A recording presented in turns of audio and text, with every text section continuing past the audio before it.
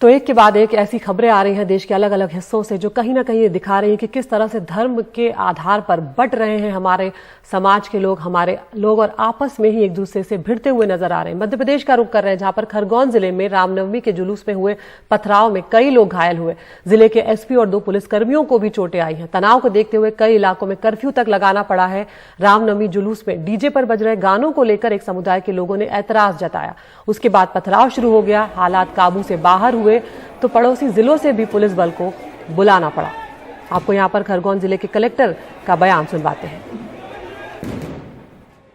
शहर में तालाब चौक और कुछ पॉइंट पे कर्फ्यू लगा दिया गया है और अभी शांति बनाए रखने के लिए अनिश्चितकालीन कर्फ्यू लगाया है। पूरे शहर में लगा दिया जाए कि अभी कोई चिन्हित जगह पे कहीं है? अभी तो चिन्हित जगह है, पूरे शहर में तो नहीं लगा है।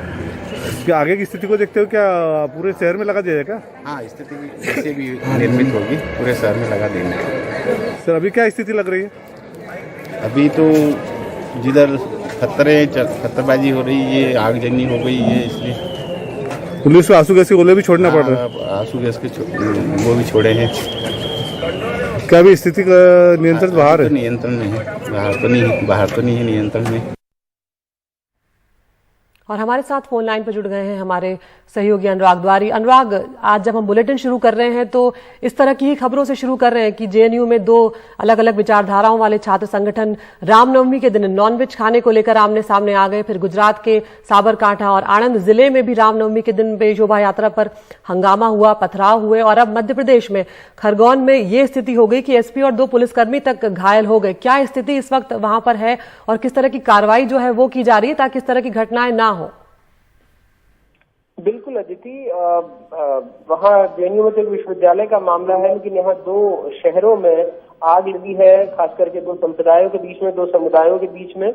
जब तालाब चौक इलाके में खरगोन में जो रामनवमी का जुलूस था वो निकल रहा था तो कथित तौर पर वहां पत्थरबाजी हुई और जिसके बाद पुलिस को आंसू गैस के गोले छोड़ने पड़े।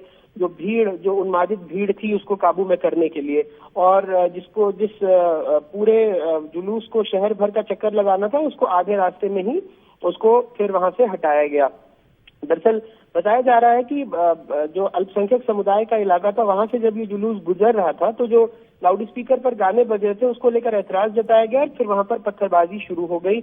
आप उन तस्वीरों में देख सकते हैं कि युवा भी पत्थरबाजी कर रहे हैं, पुलिस आंसू गैस के गोले छोड़ रही है, जिसमें से कई लोग घायल हुए हैं। खुद खरगोन के एसपी सिद्धार्थ चौधरी के भी पैर में चोट लगी है। कल उन्हें स्ट्रेचर पर अस्पताल ले जाया गया, उसकी भी तस्वीरें आई। और जो वहां से निकटवर्ती जिला है बड़वानी, उसमें भी सांप्रदायिक रूप से बहुत ही संवेदनशील जो सेंधवा इलाका है वहां से भी ऐसी ही खबरें आई जब ईदगाह जोगवारा रोड से जो जुलूस था उसको बरगांव विलेज से होते हुए सेंधवा शहर में जाना था, लेकिन वहां भी 2 समुदायों के बीच में ऐसे टकराव की खबर आई। फिर वहां भी जय हिंद चौक में, क्रांति चौक में इस तरह की खबरें आई कि 2 समुदायों के बीच में टकराव हुआ है, जिसमें 5 से 7 लोग वहां भी घायल हुए, जिसमें खुद जो सेंधवा के इंस्पेक्टर हैं उनके भी घायल होने की सूचना है।